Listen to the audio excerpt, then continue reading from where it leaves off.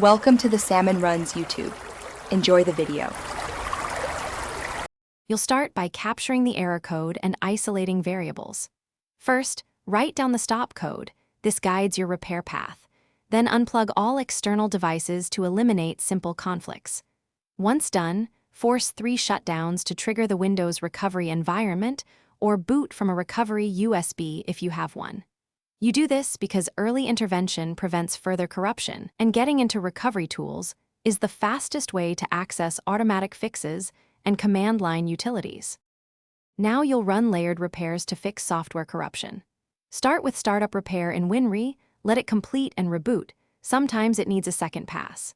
If issues persist, open command prompt, run sfc/scano to repair system files, then dism/online/cleanupimage/restore health to fix the component store.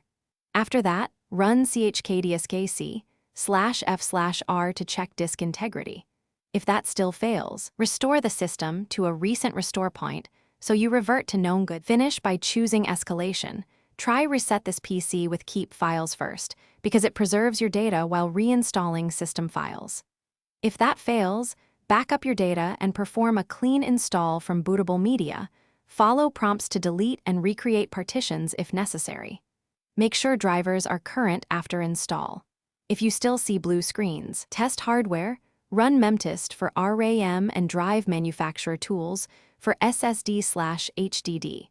Because persistent crashes often point to failing hardware rather than software. Thanks for watching. Consider subscribing if we helped you.